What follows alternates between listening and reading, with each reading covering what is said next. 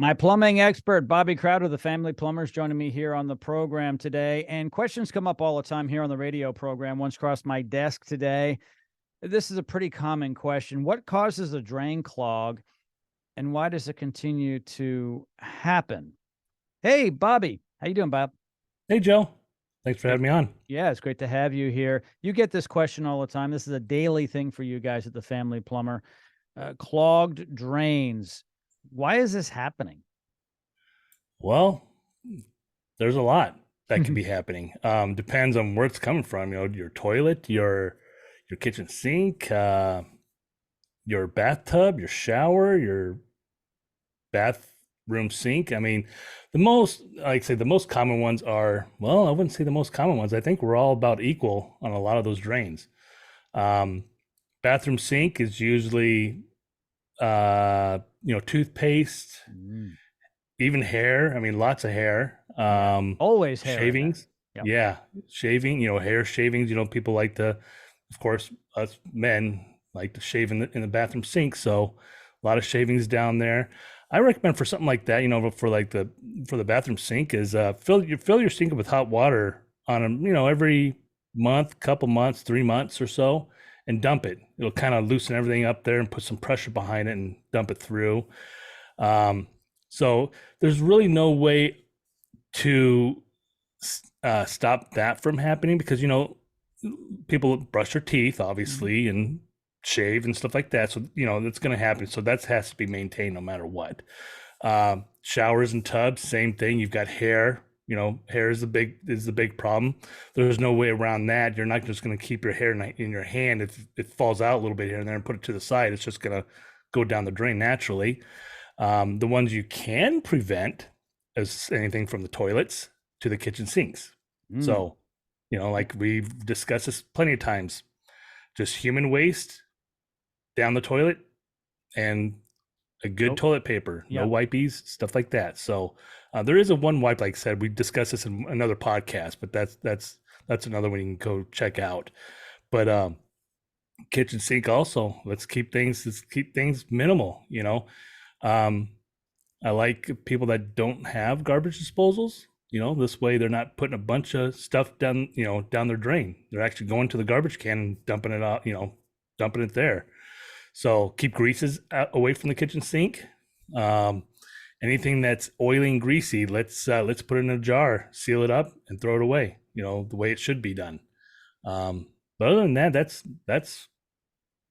those are the main causes of all your drains in your house that you can prevent or maintain. Put it that way. Something that can happen, and it's not obvious, but it can happen, is you may have a drainage issue, but it's not necessarily clogged. If the vent pipe, for whatever reason, is full of an obstruction, let's say a squirrel moved in. Seriously, a rat. No, I've seen squirrels and birds. The nest, right? Or squirrels and birds. If just so happens someone hits a tennis ball and it just happens to sit on top of that vent, perfect. Right? It would sit right there like a golf ball on a tee. If that were the case, you'd have some issues in most cases of draining, wouldn't you? Yeah, of course. Yeah, like I said, we don't have much squirrels out here in Arizona, but we do in the upper area. But birds and pigeons, I've seen them just resting, and they like to sit like right on top of that, and that when you have a vent that's clogged, it does prevent the drain from flowing naturally, like a proper flow. Because in order for water to flow through the drain, it has to breathe. It has to have air to have air a nice, on the back good end. flow. Yeah. Yes. Mm-hmm. Yeah. So, and if you don't have that, it'll gurgle, gurgle and stop or just drain super slow. I've seen toilets where people thought they had a toilet that was clogged.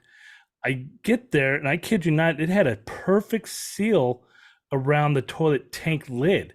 So when I flushed it, I lifted that toilet tank lid up and it flowed just perfectly, filling up and everything. So it had like a nice suction in that tank that prevented that water from really going down and flushing that toilet bowl. So That was the first for me. That was actually about 5 years ago. So that was a little strange.